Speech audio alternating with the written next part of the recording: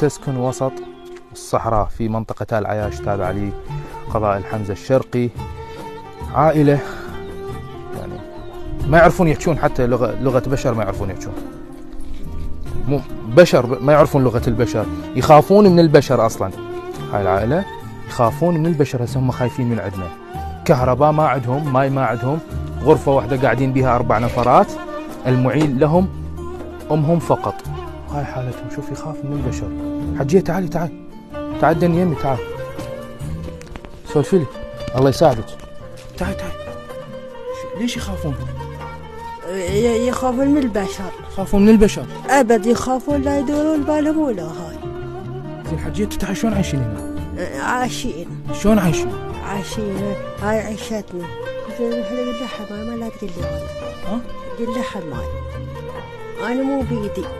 زين تعال دقيقة، لا كهرباء لا ماي. تعال خل شو نسوي؟ هاي الشغل من الله، هاي شغل من الله. حجي هذا صيف حارة تقتل. يدي خال ما هلا وهلا ما عندنا غير هاي وزلمتنا وحايد. زين ليش ما يحجون؟ ما يحجون يا خال، ما يعرفون يحجون، ما يحجونش. والله وين الطبخين؟ عليه من الطبخين؟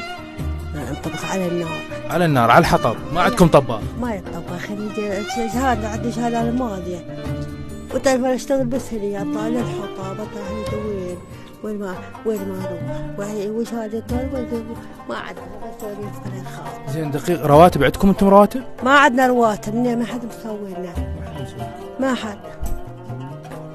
حسبي الله ونعم الوكيل. السيد وزير العمل والشؤون الاجتماعية السيد عادل الركابي، الصورة تتحدث، رواتب ما عندهم، بس ممكن هم ما مقدمين لنا. هاي وضعيتك، يخافون من البشر، هاي وضعيتهم يخافون من البشر. فنتمنى انه يتم تشكيل لجنة لزيارة هاي العائلة اللي قاعدة بهذه الغرفة فقط، وما اعرف مسقوفة، ما اعرف شو يسمونه والله، حتى ما اعرف احكي بعد. يعني هذا اكلهم، شفتوا الباذنجان هسه، هذا شوف الباذنجان يشوونه على الشمس وضعيتها. هاي امه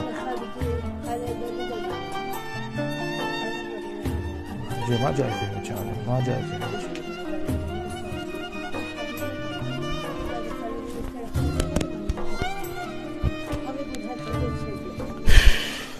تعالوا احكي وياكم، تعالوا لي احكي وياكم. ما يحجون؟ لا عفي. تعالي انت، تعالي تحكين. شلونك؟ زينة؟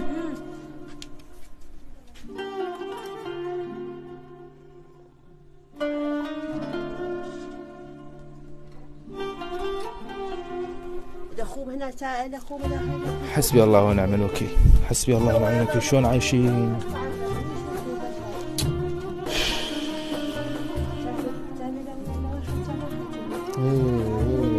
الله يكون بعونك، الله يكون بعونك، الله يكون بعونك على هذه الكارثة. الخيرين لا تقصروا بمساعدتهم. طبعا انا واقف هاي الغرفة قوة لان حتى نقاستهم هنا. حسبي الله ونعم الوكيل، حسبي الله ونعم الوكيل. وهذا هنا على هذا جدر يطبخون اكلهم.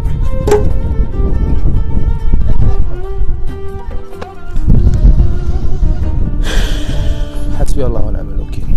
يعني نتمنى انه يصير لهم حل باسرع وقت ممكن، وزيارتهم. اول وتالي ذولا بشر، ترى بشر يسكنون الصحراء ولا يعرفون ان يتحدثوا لغتنا، يعني اللغه ما جاي يسولفون، ما يعرفون يسولفون مثل البشر، ويخافون من يشوفون لهم بشر لان قاعدين وسط هذه الصحراء.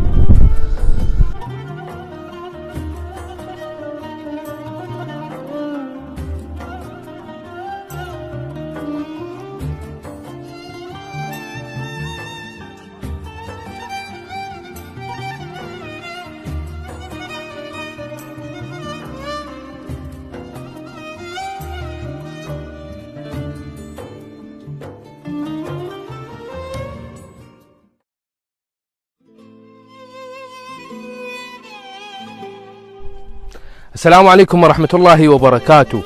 في هذه الغرفة رصدنا قبل أكثر من 40 يوم العائلة التي تسكن وسط الصحراء، العائلة التي لا تعرف لغة البشر. في هذه الغرفة، كانوا يأكلون ويشربون وحياتهم اليومية بهذه الغرفة. هذه الغرفة بعد جهود الخيرين والمتبرعين من كل المحافظات العراقية انتهت وولى معها المعاناة والمأساة لهذه العائلة التي كانت تسكن وتأكل وتمارس حياتها في هذه الغرفة اللي من القصب. وضعهم تغير، وراح أخذكم لوضعهم الجديد وبيتهم الجديد وحياتهم الجديدة، فخليكم ويانا.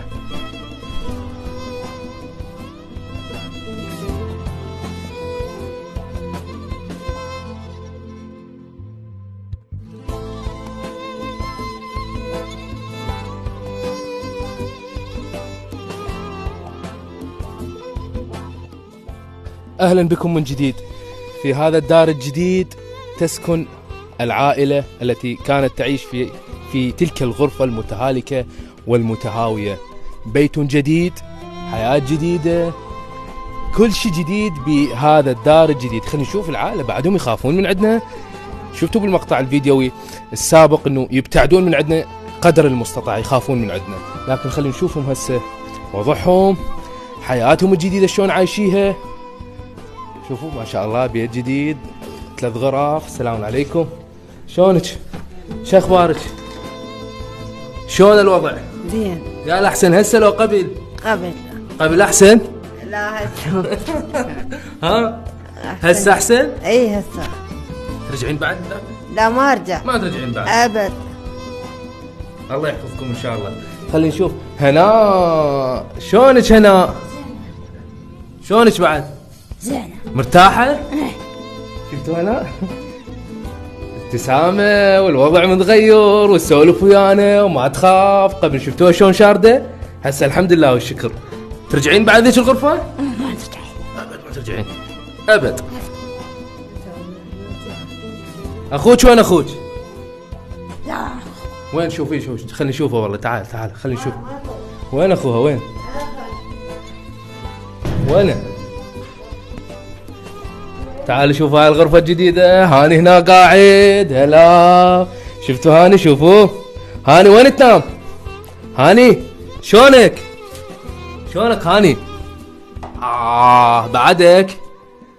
هاني طبعا يعني هاي وضعيته، هادئ وصامت. شوفوا الغرفة الجديدة.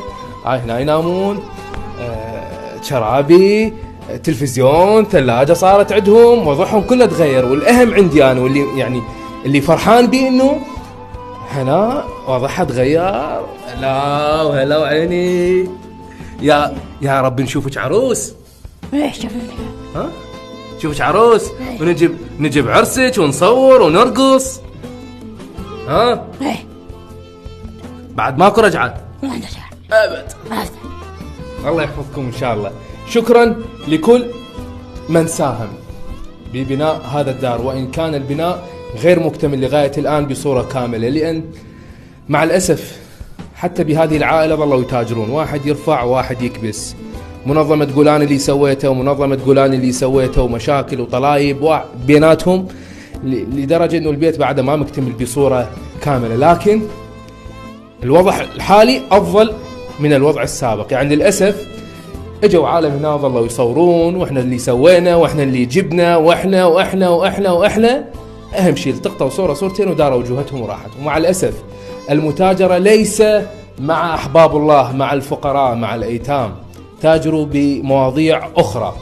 شكرا لكل من ساهم بكل المحافظات العراقية، ساهمت ببناء هذا الإنجاز، برسم الفرحة على هناء وأم هناء وأخ هناء وهذه العائلة اللي انقذت من واقعهم المأساوي. شكرا للجميع، والله يشوف والله اللي يحكم والله اللي يدري بالنوايا. السلام عليكم ورحمة الله وبركاته.